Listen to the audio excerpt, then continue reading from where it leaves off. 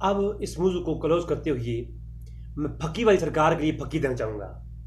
جن مدن مرزا صاحب ایک شخص تو وہ جناب بڑے چھائے ہوئی ہیں تو وہ پھکیاں دیتے ہیں. یقین جانیے اگر ایسی پھکیاں دینے پہ ہم آ جائیں نا تو اتنی پھکیاں ہمارے پاس ہیں کہ اس کا ہاضمہ ٹائٹ ہی نہ رہے. ٹھیک ہے. اب ایک مسئلہ خلف امام کے اوپر اس نے بہت ساری پھکیاں دیں. اگر اس طرح کی پھکیاں دینا چاہیں تو آج چند ایک پھکیاں میں بھی دے دیتا ہوں جناب. بخاری کے اندر روایت موجود ہے 834 نمبر روایت ہے. ابو داؤد کے اندر 603 نمبر روایت ہے. رسول اللہ صلی اللہ علیہ وسلم نے ارشاد فرمایا کہ جب امام اس لیے بنایا جاتا ہے کہ تم امام کی پیروی کیا کرو.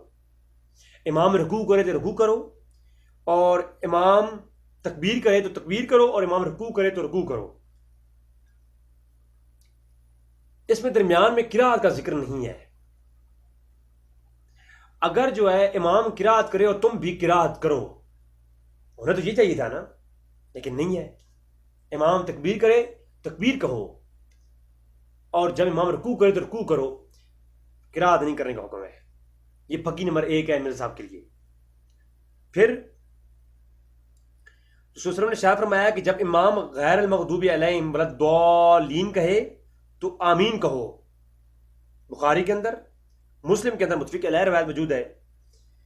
اچھا، امام ولا الضالین آمین ولا الضالین کہے تو کیا کرو؟ تم آمین کہو. نہ کہ جب تم ولا الضالین آمین کہو تو تم جو ہے آمین کہو. پھکی. جب امام ولا الضالین آمین کہے تو تم کیا کہو؟ آمین کہو. تو یہ نہیں کہ جب تم ولا الضالین آمین کہو تو تم آمین کہو. اور اس طرح تو پھر 2 دفعہ واجب ہو جائے گا، کیونکہ امام اور مقتدی دونوں کی فاتحہ پڑھنے میں جو ہے مقتدی جو ہے وہ بھی فاتحہ پڑھے گا، تو اس کے لیے اپنے پڑھنے کے اوپر بھی ایک دفعہ آمین واجب ہے، اور سننے امام کا سننے کے اوپر بھی ایک دفعہ آمین واجب ہے. لہٰذا جو لوگ امام پیچھے قرات کرتے ہیں فاتحہ کی، ان کے اوپر واجب ہے کہ وہ 2 بار آمین کہا کریں. پھکی. یہ پھکی ہے جناب. جو شخص فاتحہ خود ہی پڑھتا ہے اور امام کی سنتا بھی ہے تو سننے کے اوپر ایک آمین اس پہ واجب ہوئی، اور دوسری اس نے جو پڑھا خود. تو حدیث کے اندر ہے جب امام ولا الضالین آمین کہے تم خاموشی سن رہے تھے تو اب تم آمین کہو. لہذا عقیدہ حنفیوں کو معلوم ہوگا، کوئی اور عقیدہ معلوم نہیں ہوگا آپ کو. تو یہ پھکی ہے جناب. جب امام اللہ اکبر کہے تو تم بھی اللہ اکبر کہو. نسائی، ابو داؤد، مسلم کتب کے اندر روایات موجود ہے. امام اللہ اکبر کہے تم بھی اللہ اکبر کہو، اور جب امام کہے غیر المغضوب علیہم ولا الضالین تم کہو آمین. اب اللہ اکبر اور آمین کے درمیان میں فاتحہ بھی آتی ہے، مگر اس کی پیروی کا ذکر نہیں کیا گیا. صرف اتنا کہا گیا کہ امام ولا الضالین آمین کہے گا، ولا الضالین کہے گا، تم نے آمین کہنا ہے.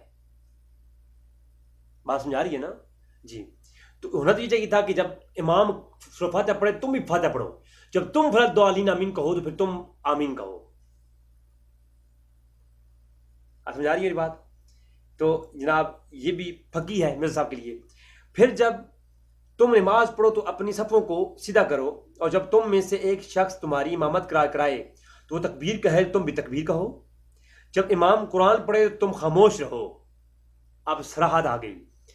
اور جب وہ ولا الضالین کہے تو تم آمین کہو، اور اللہ تمہاری دعا قبول فرمائے گا. اور پھر جب وہ تکبیر کہے اور رکوع کرے تو تم تکبیر کہو اور رکوع کرو. امام تم سے پہلے رکوع میں جائے گا اور تم سے پہلے سر اٹھائے گا. امام مسلم روایت کا نمبر 905، ابن ماجہ روایت کا نمبر 846. ذرا بتائیے مجھے کہ قرات کا ذکر نہیں ہے. قرات کے پیچھے فوراً ذکر ہے تکبیر کے بعد. ولا الضالین آمین جب کی بات آئے گی نا، ساتھ کیا کہا کہ تم نے خاموش رہنا ہے اور پھر تم نے آمین کہنی ہے. ٹھیک ہے. اور میں نے بتایا ہے کہ اگر وہ ولا الضالین وہ سورہ فاتحہ پڑھے گا مقتدی تو اس کے اوپر 2 بار آمین کہنا واجب ہو جائے گا. جی سر، اگلی پھکی سنیں ذرا آپ، اور وہ ہے، اور رسول صلی اللہ علیہ وسلم نے فرمایا کہ نماز پڑھی، جس نے نماز پڑھی اور اس میں سورہ فاتحہ نہیں پڑھی تو اس کی نماز ناقص ہے.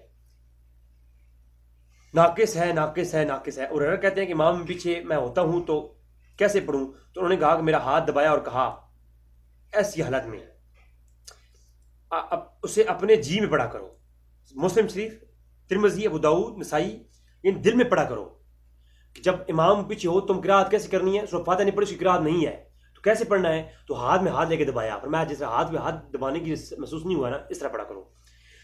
تو یہ دل میں پڑھنے کا حکم دیا، زبان سے پڑھنے کا حکم نہیں دیا. دل میں پڑھنا ہے، اس کے لیے الفاظ کو سوچنا اور اس کا خیال کرنا ہے، گویا دل کی آنکھ سے وہ اس کو دیکھ رہا ہو اور پڑھ رہا ہو. ٹھیک ہے. تو جناب اگر قرات ہی کرنا ہے تو مجھے یہ بتائیں کہ اگر قرات دل کے اندر رہنے کا حکم کچھ اور ہوتا ہے، وسوسہ نیت کچھ اور چیز ہے، اور قرات کا حکم کچھ اور ہے. جیسا کہ ایک چیز آپ نیت میں سوچ رہے ہیں، قرآن کو سوچ رہے ہیں، آپ حمام میں ہیں، آپ واش روم میں ہیں، تو اس کے اوپر کیا ہوگا؟ فتویٰ نہیں آئے گا. لیکن اب تم واش روم میں جاؤ اور ساتھ میں قرات کرو قرآن کی، تم پہ بے ادبی کا فتویٰ لگے گا. ٹھیک ہے. تو یہ ناجائز ہے. قرآن کی جو بے حرمتی ہے واش روم کے اندر قرات کرنا. تو لہذا جس طرح قرات کا منع ہے، قرات اور چیز ہے اور دل میں پڑھنا اور چیز ہے. عطار بن یسار نے صحیح مسلم کے اندر پوچھا کہ اے زید بن ثابت، کیا نماز کے اندر جو ہے قرات جائز ہے امام کے پیچھے؟ فرمایا امام کے پیچھے قرات ناجائز ہے، جائز نہیں ہے.